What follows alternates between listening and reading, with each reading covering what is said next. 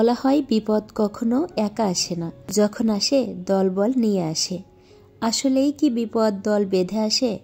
হ্যাঁ, বিষয়টি অনেকটাই সত্যি। যেমন পরিবারের কোনো সদস্য হঠাৎ হয়তো অসুস্থ হয়ে পড়েছে, দ্রুত তাকে হসপিটালে নিতে হবে। তাকে গাড়িতে তোলার পর হয়তো দেখা গেল কিছুতেই চালু হচ্ছে না গাড়ি। বিকল্প ব্যবস্থায় হাসপাতালে নেওয়ার পর দেখা গেল পকেটে মানি ব্যাগটাই নেই। এরকম বিপদের উপর আরো বিপদে অনেকেই পড়েন। কিন্তু কেন এমনটা হয়? এটা কি কেবলই কাকতালীয়, নাকি এর উপযুক্ত ব্যাখ্যা রয়েছে? আপনাদের যদি জানা থাকে তাহলে আমাকে অবশ্যই কমেন্ট করে জানাবেন।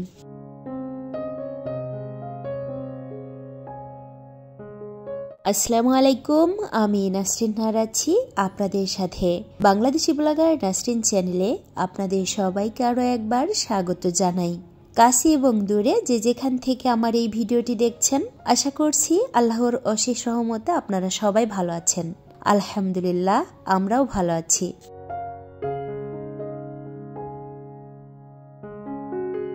বেশ অনেকদিন পর আবারও ফিরে এসেছি আপনাদের মাঝে নতুন এবং খুবই ছোট্ট একটি ভিডিও নিয়ে।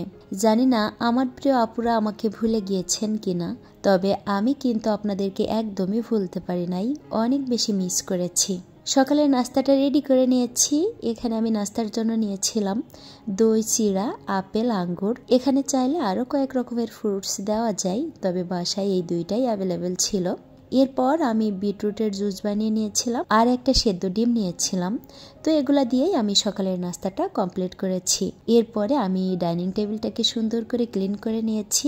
এই মুহূর্তে বাসায় কিন্তু কেউই নাই, আমার 3 প্রিন্সেস স্কুলে আর ওর বাবা অফিসে। তো আমি কিন্তু একেবারেই একা। তো নাস্তাটা কমপ্লিট করার পর আমি কিন্তু ফ্রিজটাকে একটু ক্লিন করেছিলাম। মানে পুরো ফ্রিজটা আমি ডিপ ক্লিন করি নাই, শুধুমাত্র নর্মালের অংশটা ক্লিন করেছি। রোজার আগে ইনশাল্লাহ পুরো ফ্রিজটাকে ডিপ ক্লিন করব। একটু ময়লা হয়েছিল, যার কারণে আমি নর্মালের অংশটা ক্লিন করেছি। নর্মালের অংশটাই কিন্তু বেশি ময়লা হয়, ডিপের অংশটা খুব বেশি একটা ময়লা হয় না। আমি যেহেতু সবকিছু বক্সে করে ফ্রিজে রাখি, তাই ডিপের অংশটা একদমই ক্লিন থাকে।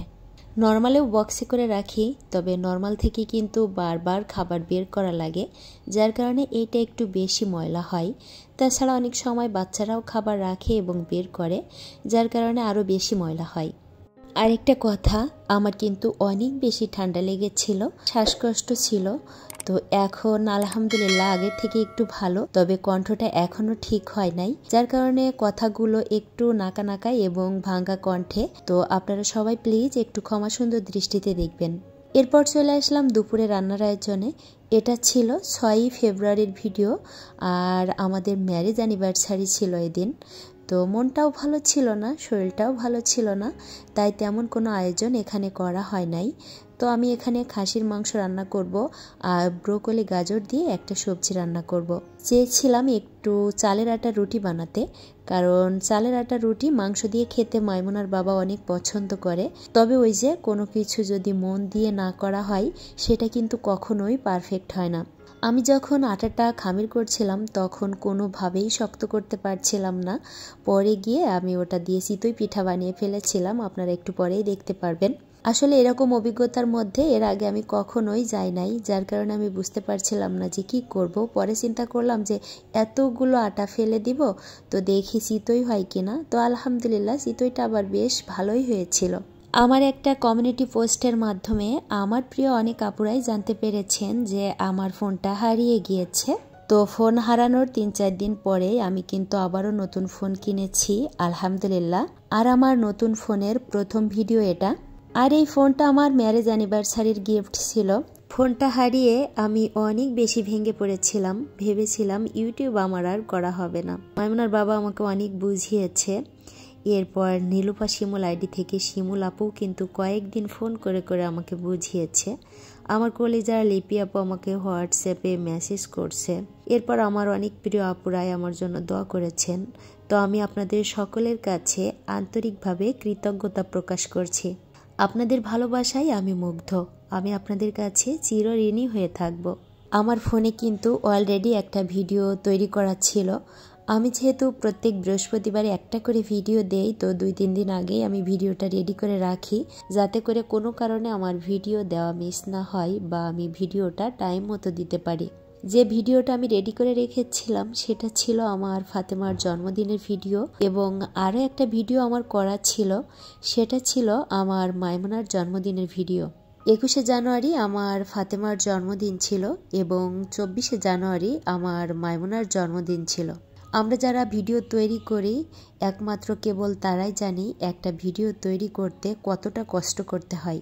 আর সেই ভিডিওটা এডিট করে যখন পুরোটা রেডি করা থাকে, শুধুমাত্র আপলোড দেওয়াটা বাকি থাকে, তো সেই ভিডিও যখন হারিয়ে যায় তখন এর থেকে কষ্ট আর কিছুই হয় না। তো এরকম আমার দুইটা ভিডিও একদম শেষ হয়ে গেল। এছাড়াও আমার ফোনে কিন্তু আমার ইমেলটা লগ ইন অবস্থায় ছিল।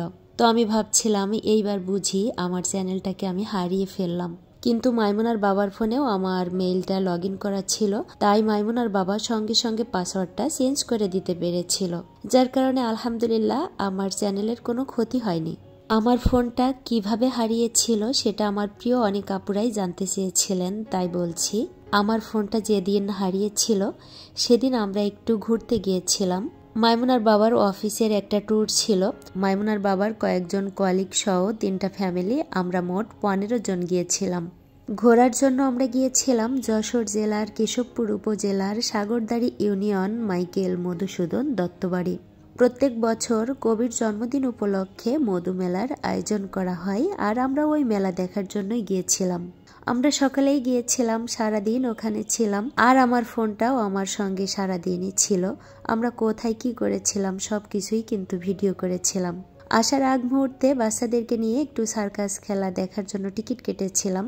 তো সার্কাস খেলা দেখার জন্য যখন আমরা ঢুকছিলাম ঠিক তখনই আমার ফোনটা ব্যাগ থেকে তুলে নেওয়া হয়। যেহেতু মেলা ছিল তাই কিন্তু ওখানে অনেক লোকজন ছিল, খুব বেশি ভিড় ছিল। আর সেই ভিড়ের মাঝে আমি আমার 3 প্রিন্সেসকে সামলাতে গিয়ে আমার ব্যাগটাকে সামলে রাখতে পারি নাই। এটাই ছিল আমার ব্যর্থতা। সারাদিন অনেক বেশি আনন্দ করেছিলাম, খুব সুন্দর সময় কাটিয়েছিলাম, কিন্তু শেষ মুহূর্তে এসে মনটা এত বেশি খারাপ হয়ে গিয়েছিল। তারপরেও বলবো আলহামদুলিল্লাহ আমার পরিবারের কারোর কোনো ক্ষয়ক্ষতি হয়নি। আসলে আগামী আধা ঘন্টা 1 ঘন্টা 1 দিন 2 দিন পরে আমাদের জন্য যে কি অপেক্ষা করছে সেটা আমরা কিন্তু কেউই বুঝতে পারি না। সেটা যদি জানতে অথবা বুঝতে পারতাম তাহলে হয়তোবা আমরা আরো অনেক বেশি সাবধান এবং সচেতন থাকতাম। নতুন ফোন কিনেছি ঠিকই, তবে আমার পুরাতন ফোনটাকে আমি কোনোভাবেই ভুলতে পারছি না। তো আজকের ভিডিও এ পর্যন্তই। সবাই ভালো থাকবেন, সুস্থ থাকবেন। আল্লাহ হাফেজ। আসসালামু আলাইকুম।